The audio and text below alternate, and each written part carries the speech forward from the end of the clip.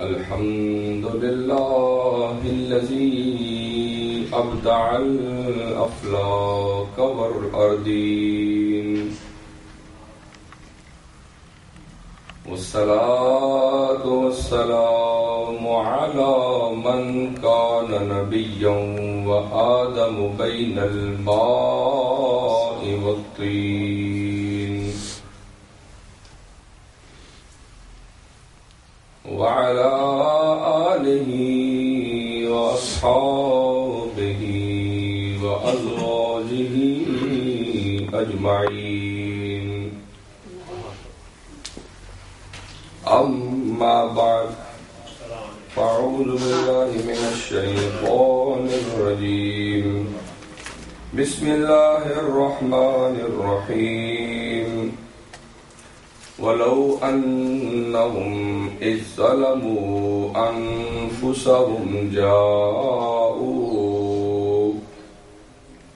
جاءوك فاستغفروا الله واستغفر لهم الرسول لوجدوا الله توابا رحيما. صدق الله مولانا العظيم وصدق يا رب العالمين.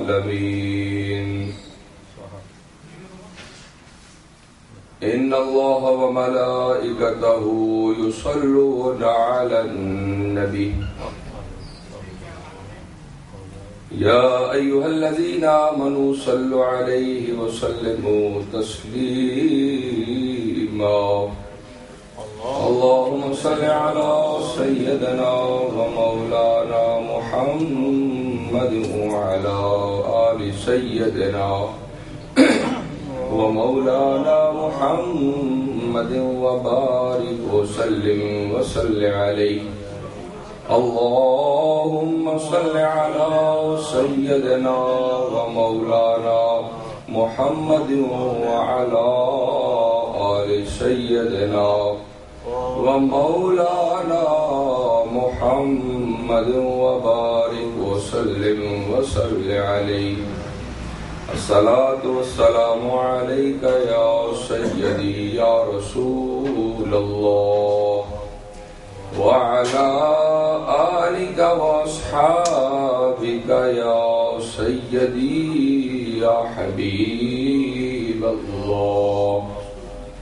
الصلاة والسلام عليك يا سيدي يا نبي الله، وعلى آلك وأصحابك يا سيدي يا نور الله.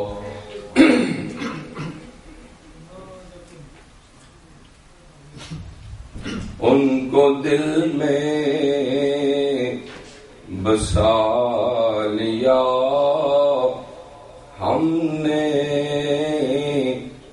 ان کو دل میں بسا لیا ہم نے، دل مدینہ بنا لیا ہم نے. سب جھوم کے پڑھیے. دل مدینہ بنا لیا ہم نے، دل مدینہ بنا لیا، اور ان کے دامن سے ہو کے وابستہ سب سے دامن چھڑا لیا ہم نے، سب سے دامن چھڑا لیا ہم نے، سب سے دامن چھڑا لیا ہم نے، دل مدینہ بنا.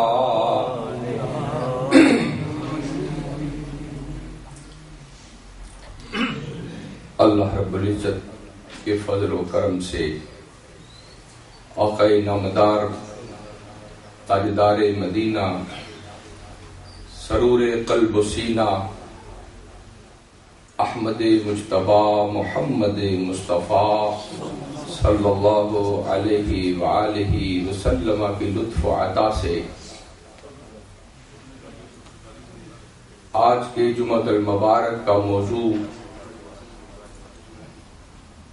بارگاہ رسالت مآب صلی اللہ علیہ وآلہ وسلم کی حاضری اور حج بیت اللہ کا دوسرا حصہ بیان کرنا ہے۔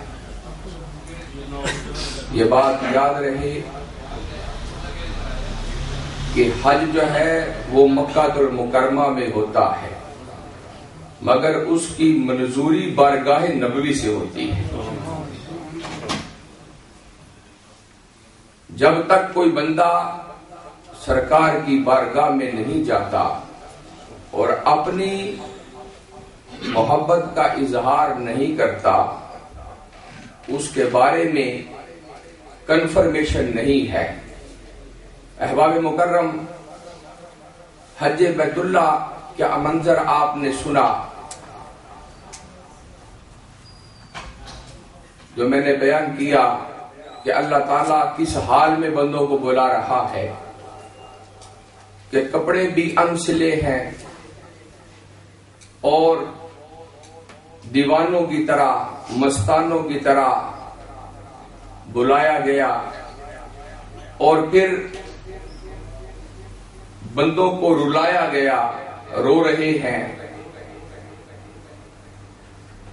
لیکن جب مدینہ طیبہ جانے کی باری آئی تو رب کائنات نے فرمایا سنو، یہ جو تمہارا حال ہے یہ مکے میں ہی رہنا چاہیے۔ جب میرے مصطفیٰ کی بارگاہ میں جاؤ تو پھر اس حال سے نہیں جانا۔ میرے مصطفیٰ کی بارگاہ میں کپڑے بھی اچھے پہن کے جانا ہے، خوشبو بھی لگا کر جانا ہے، اپنا حال خوشگل بنا کر جانا ہے، اور پھر جا کر بڑے ادب کے ساتھ بارگاہ نبوی میں صلاۃ و سلام پیش کرنا۔ یعنی یہ آداب رسالت سکھائے گئے۔ اور میرے آقا علیہ الصلوۃ والسلام آپ کے روزے پر جانے کے لیے بعض لوگوں نے کتابیں بھی لکھی، بلکہ 8ویں صدی ہجری میں ایک مولوی صاحب پیدا ہوئے، ابن تیمیہ نامی، اس نے حضور کے روزے پر جانے پر اعتراض کیا۔ اس نے کہا کہ یہ سفر حج جو ہے اس کے لیے وہاں جانا ضروری نہیں، بلکہ اس نے اس پر اور بھی کلمات کہے جو کہ میں مناسب نہیں سمجھتا اس کو دہرانا۔ احباب مکرم، اندازہ لگائیں کہ حضور کی ذات کے بغیر رب کا پتہ نہیں چل سکتا۔ اگر توحید کا پتہ کسی نے بتایا ہے تو وہ سرکار نے بتایا ہے، اگر جنت و دوزخ کا علم کسی نے دیا ہے تو وہ حضور نے دیا ہے۔ اور آج جو ٹی ویوں پر یہ بھی اعلان کیا جاتا ہے کہ آج کی تاریخ میں ایک ٹی وی چینل پر ایک بندہ انگلش میں تقریر کر رہا ہے اور کہتا ہے آج کی تاریخ میں اگر محمد صلی اللہ علیہ وسلم سے کوئی مانگے تو وہ بھی حرام ہے۔ میں نے خود اپنی کانوں سے سنا اور یوٹیوب پر وہ کیسٹ موجود ہے۔ کہتے آج کی تاریخ میں انہیں ماننا بھی ضروری نہیں۔ میں پوچھتا ہوں جو آج مسلمان ہوتا ہے وہ کون سا کلمہ پڑھتا ہے؟ بھئی جو آج مسلمان ہوتا ہے اگر وہ آج لا الہ الا اللہ محمد رسول اللہ نہ پڑھے، اشہد ان لا الہ الا اللہ و اشہد ان محمد رسول اللہ نہ کہے، تو کوئی دنیا کا مفتی اسے مسلمان کہے گا؟ تو پھر ماننا تو پڑ گیا، ماننا تو پڑ گیا۔ تو جو یہ کہے کہ ماننا ضروری نہیں وہ اپنے ایمان کی خبر لے کہ وہ کس جگہ پہ کھڑا ہے، اس کے ایمان کی نوعیت کیا ہے۔ احباب مکرم، لکھا کہ جی بارگاہ نبوی میں جانے کی ضرورت نہیں۔ میں اب بتانا چاہتا ہوں کہ ہم تو مسلمان ہیں، ہمارا تو ایمان اعتقاد ہے کہ اللہ کے نبی سے ہمیں فائدے ہی فائدے ہیں، اللہ کا قرآن نصوص قطعیہ کہتی ہیں کہ جن کو اسلام نہیں لایا اگر وہ بھی رسول اللہ سے مدد مانگتے ہیں تو اللہ ان کی بھی مدد کرتا ہے۔ اور میں بات قرآن پاک سے کرنا چاہتا ہوں، قرآن پاک کی روشنی میں، تاکہ کسی کا الزام جو ہے وہ قرآن کی زد میں کوئی لانا چاہے تو اپنی کوئی دلیل پیش نہ کر سکے۔ سورہ بقرہ ہے، اللہ رب العزت ارشاد فرما رہے ہیں وَقَالُوا مِن قَبْلُ يَسْتَفْتِحُونَ عَلَى الَّذِينَ كَفَرُوا فَلَمَّا جَاءَهُم مَا عَرَفُوا كَفَرُوا بِهِ فَلَعْنَةُ اللَّهِ عَلَى الْكَاذِبِينَ۔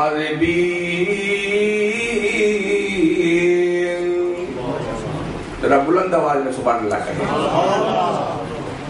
اب اللہ خود تشریح فرما رہے ہیں، اب یہ کسی مولوی کی تفسیر نہیں ہے، کسی مفسر کا بیان نہیں میں کر رہا، میں براہ راست قرآن پاک کا متن پیش کر رہا ہوں۔ اللہ فرماتے ہیں اپنے نبی کو، اے محبوب یہ جو لوگ ہیں نا یہودی مدینے والے، ان کے قبیلوں کا یہ کردار رہا ہے کہ جب کسی سے جنگ کرتے تو جنگ کرنے سے پہلے تیرا واسطہ مجھے پیش کرتے، تیرا واسطہ مجھے پیش کرتے اور کہتے کہ یا اللہ جو آنے والا نبی ہے، جو آخر الزمان نبی ہے، جو محمد الرسول اللہ صلی اللہ علیہ وسلم ہے، یا اللہ ان کے وسیلہ سے ہمیں فتح عطا فرما۔ تو پھر اللہ فرماتے فلما جاءہم ما عرفوا، اے محبوب جب تو آ گیا جسے یہ جانتے بھی ہیں پہچانتے بھی ہیں، کفروا اب انکار کر رہے ہیں، فرمایا لعنت اللہ علی الکاذبین، ان پر اللہ کی لعنت اور جھوٹوں پر اللہ کی۔ میں پوچھتا ہوں یہ بیان کرنے والا راوی خود رب ہے، اگر رب حضور آ جائیں نہ آئے، نہ آنے سے پہلے یہودی حضور کا وسیلہ پیش کریں، اپنی کتابوں میں پڑھیں کہ کوئی ایسا عظیم الشان نبی آ رہا ہے جو آخری نبی ہوگا، اس کا وسیلہ پیش کریں اور پھر اس کے وسیلے سے اللہ تعالیٰ ان کی مدد بھی کرے۔ اور علامہ سیوطی رحمہ اللہ اس قرآن پاک کی آیت کی تفسیر کرتے ہیں، یہ تفسیر جلالین میں ہے، جلالین درسیات کی کتاب ہے، جتنے بھی درس نظامی پڑھنے والے لوگ ہیں، علماء ہیں، وہ تفسیر جلالین ان کا حصہ ہے پڑھنا۔ اور یہ بات یاد رہے جب کوئی معاملہ پڑ جائے فتوے کے بارے میں تو فتوے میں جب بے شمار کتابوں کا حوالہ آئے ان میں درسیات کا حوالہ بھی ہو تو سب سے پہلے نمبر پر جو فتویٰ تسلیم ہوگا وہ درسیات کا ہوگا، یعنی تفسیر جلالین کا ایک نمبر ہے اس کی اتھینٹسٹی کے لحاظ سے۔ تو حضرت جلال الدین سیوطی تفسیر جلالین میں بیان کرتے ہیں، آپ فرماتے ہیں کہ یہودی یوں دعا کرتے تھے ربنا افتح لنا علی اعدائنا بنبیک فی آخر الزمان المبعوث فی آخر الزمان محمد الرسول اللہ صلی اللہ علیہ وسلم، کہ یہودی یوں دعا کرتے تھے اے اللہ ہمیں ہمارے دشمنوں پر فتح عطا فرما، اور اس نبی کے وسیلہ سے جو آخر الزمان نبی آنے والا ہے۔ تو احباب مکرم اگر حضور آئے نا اس جہان میں تو وسیلے سے کام چلتا ہو، اور اگر حضور آ جائے تو وسیلہ ختم ہو گیا۔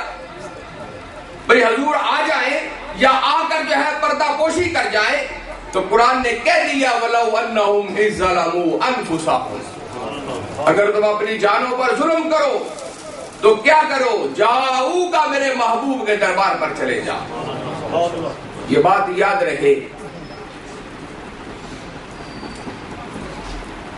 کہ سرکار کے دربار پر جانا جو ہے اس کی تو بات ہی کچھ اور ہے۔ میرے آقا نے فرمایا جو بندہ میرے دربار پر آئے من زارا قبری وجبت لہو شفاعتی، جو میرے دربار کی زیارت کرے قیامت کے دن میں اس کی شفاعت کروں گا۔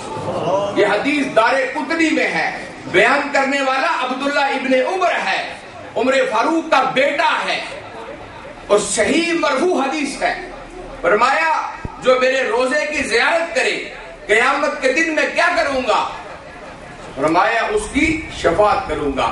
اور اب قرآن سے دوسرا حوالہ میں پیش کرنا چاہتا ہوں سرکار کے روزے کی عظمت کو نمایاں کرنے کے لیے۔